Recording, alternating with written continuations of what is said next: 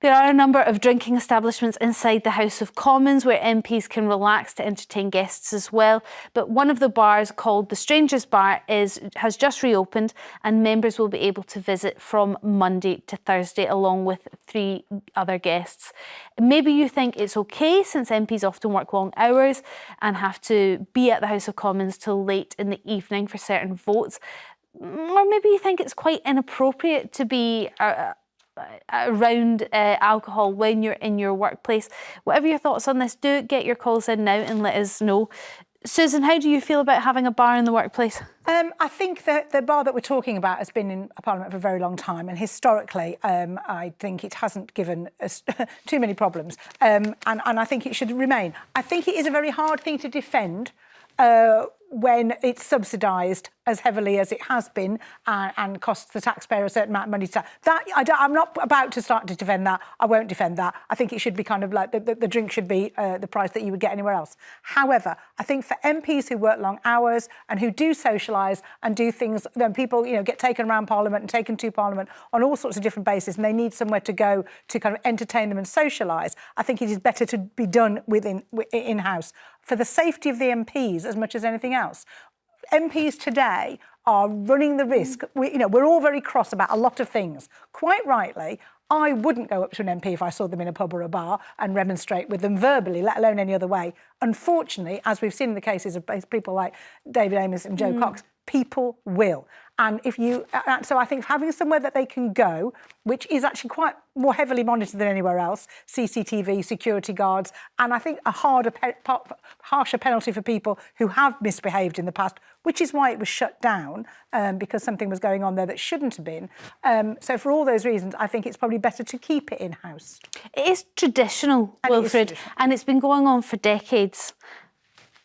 This is another subject that really winds me up. Fun today, WIlfred, can I say? No, you don't want people to have a drink. You don't want people to wear what they want. How can you sit there and justify and defend that MPs are allowed to have a drink in a place of work?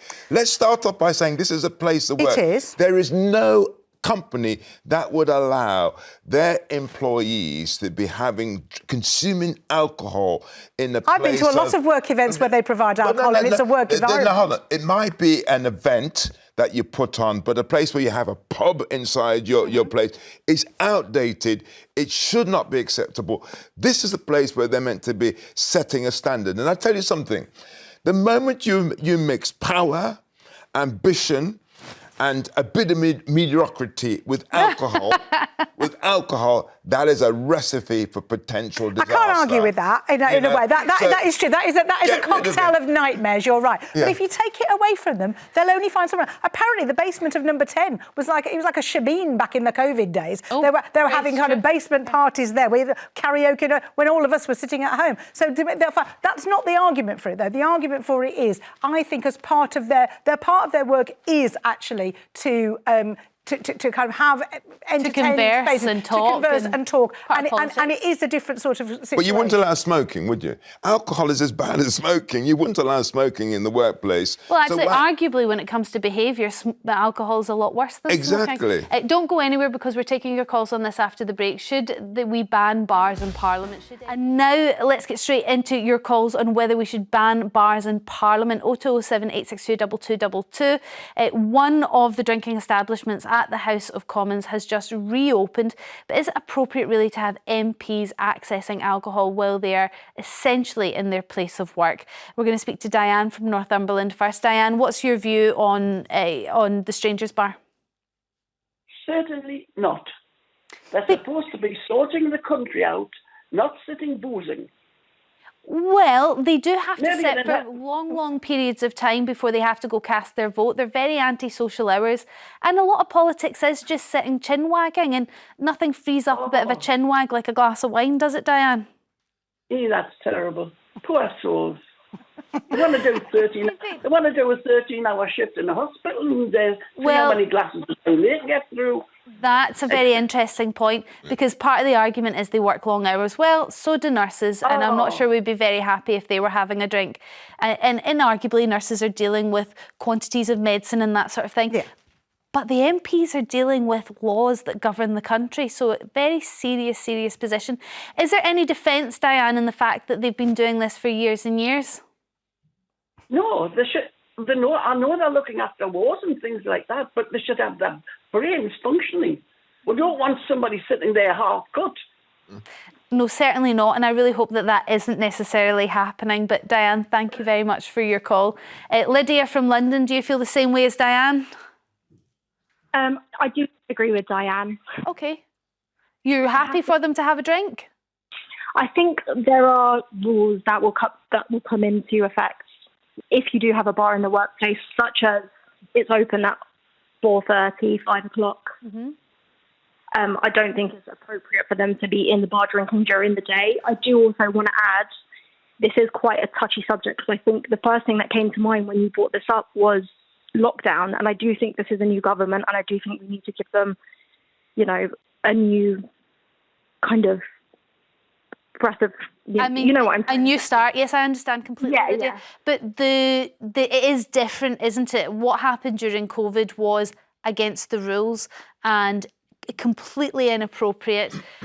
What's happening in the Strangers Bar is above board. We're all allowed to socialise now, so it is different.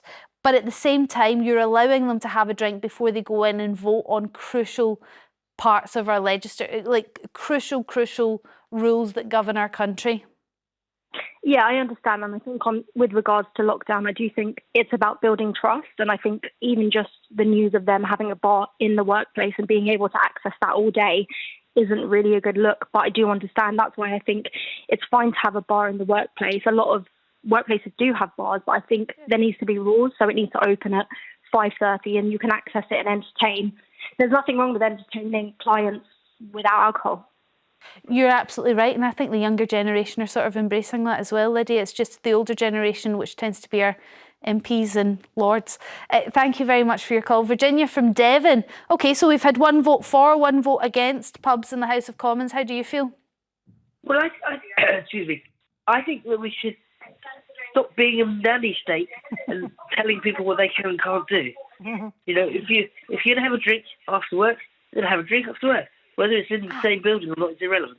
Yes, but we also know that they work unsociable hours, so they could be working from 5 till midnight, let's say. Yeah. But the bar opens from 5 till midnight, so what they could be doing is doing an hour of work, going away for 15 minutes, having a quick pint or a quick glass of wine, then coming back up, doing another couple of hours. They could be getting sozzled during their shift. One would hope that somebody would say, that's really not on. I mean, you would hope. And often they do, and it's normally the press and it's normally in the front of the papers. But again, why would we leave them?